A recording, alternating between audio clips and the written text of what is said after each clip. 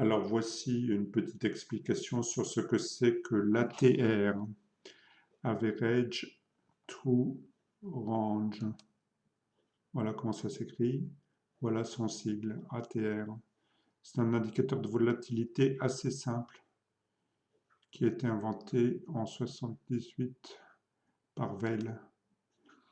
Alors, on va prendre un graphique et on va aller ajouter cet indicateur, Average True Range, ajouter, et on va s'apercevoir qu'on est doté d'une courbe en dessous des courbes qui représente grosso modo, je vous explique, je vous donnerai la formule exacte après, si vous voulez retenir quelque chose de synthétique, vous prenez le plus haut, le plus bas, la formule n'est pas tout à fait exacte, je vais vous dire après.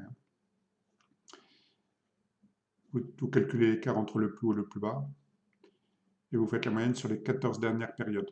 C'est réglable, la moyenne, 14 dernières périodes ici. C'est communément admis qu'on travaille avec la TR14 sur les 14 derniers écarts.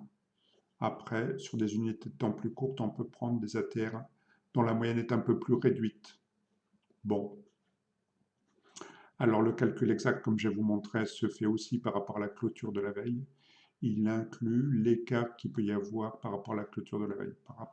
Par exemple, ici, je vais faire un zoom.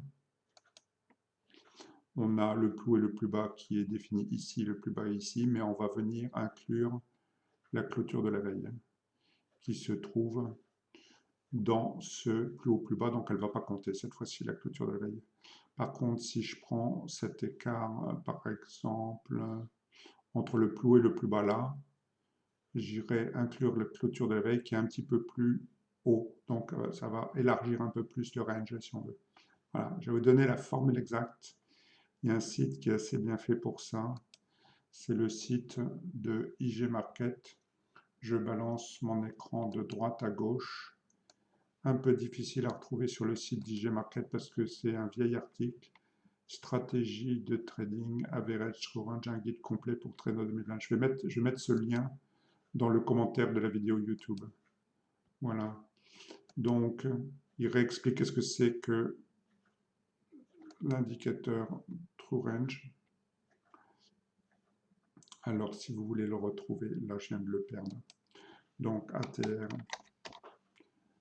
Average True Range, j'espère pouvoir, alors Average True, on va plutôt taper ça comme ça, Average True Range, et vous allez retomber tout de suite sur l'article de IG. Voilà, le voilà. C'est très bien fait parce qu'il explique la théorie, il explique exactement le calcul par rapport à la clôture de la veille, quand est-ce qu'on inclut la clôture de la veille, et après il vous donne un jeu d'exemples qui est assez bien fait. Voilà, on calcule l'ATR à partir du 14e jour.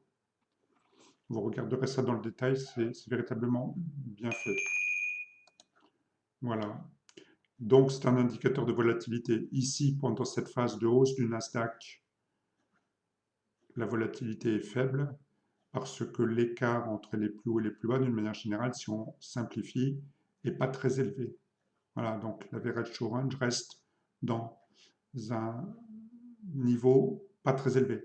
Par contre, ici, par rapport à cette baisse-là, qui arrive brutalement, l'écart entre le plus haut et le plus bas de bougie comparé à celle de la veille et la clôture de la veille vient à monter brutalement.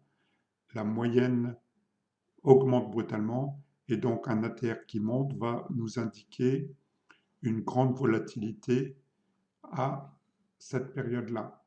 Voilà. Là, ça se calme un petit peu jusqu'à cette période-là et on regagne un peu en volatilité après. Voilà ce que je voulais dire sur l'average true range. C'est pas très long, mais c'est une question qui m'est souvent posée. J'avais juste envie de faire une petite vidéo. Je ne serais sûrement pas le seul à faire ça, mais ça explique ce que c'est que l'ATR. À côté de ça, c'est à comparer à des indices importants comme le VIX. Pas tout à fait le même sujet. Le VIX, c'est... Alors, je ne vais pas prendre l'ATR du VIX, encore qu'on pourrait prendre l'ATR du VIX, mais le VIX, c'est l'indice dit de la peur aux États-Unis. Et donc, c'est une indication de la volatilité ambiante sur les marchés américains.